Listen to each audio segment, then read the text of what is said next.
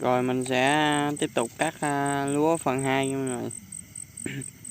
Phần 1 cắt do máy nó bị này trục chặt này kia nên nó chưa có ngon. Bây giờ mình sửa lại, mình khắc phục lại, mình tiếp tục cắt luôn rồi.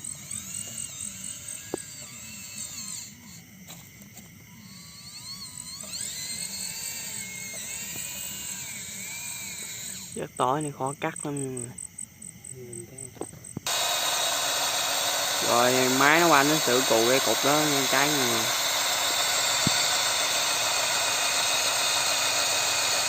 Cái đèn này quay nó chói quá mọi người.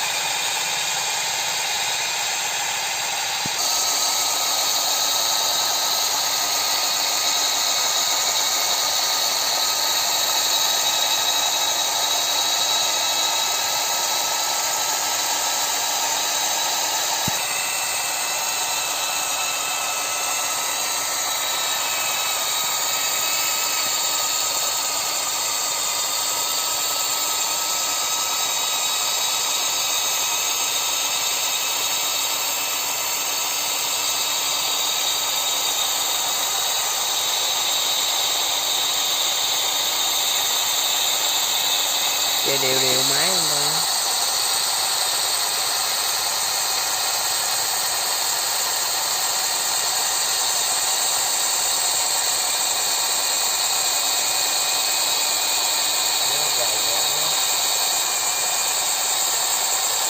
Lúa này dày lắm, chạy hẳn máy chạy không được nhanh.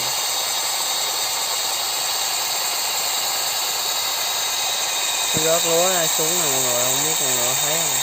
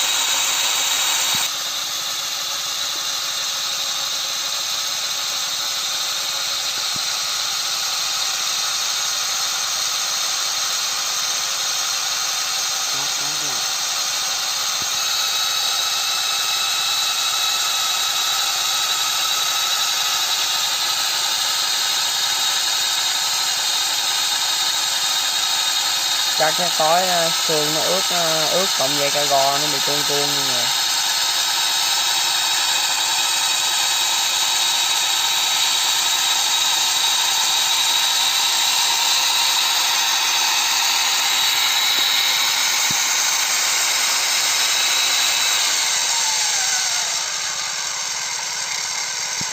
Rồi đợi lấy lúa mọi người mới kéo cho máy kéo chạy xuống mọi người.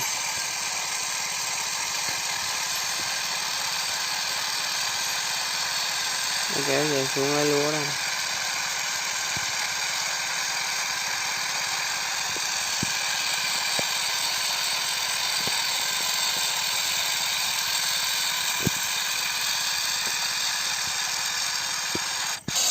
Giờ cho máy kéo nó chạy xuống rồi.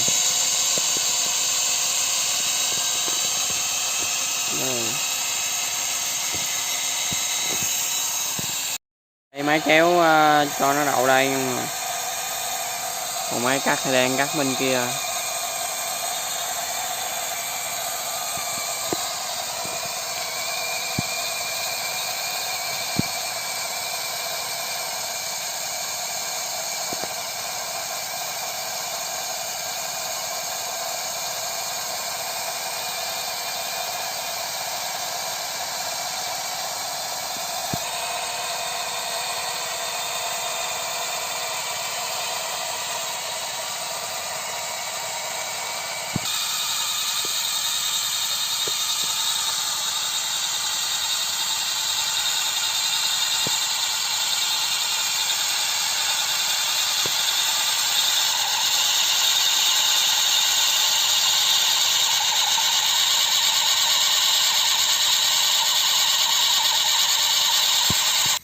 Rồi mọi người cắt buổi tối này xương nó ướt quá, cắt nó dính vô cái hàm nó kẹt hoài mọi người.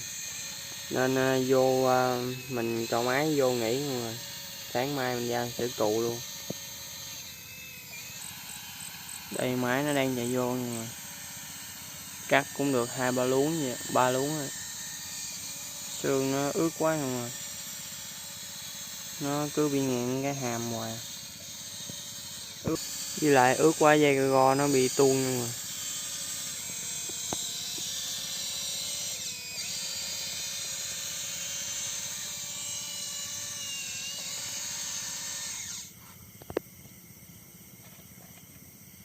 Cho mấy cột lúa nó cột lúa vô mọi người. Sáng mình sẽ cắt tiếp nữa mọi người.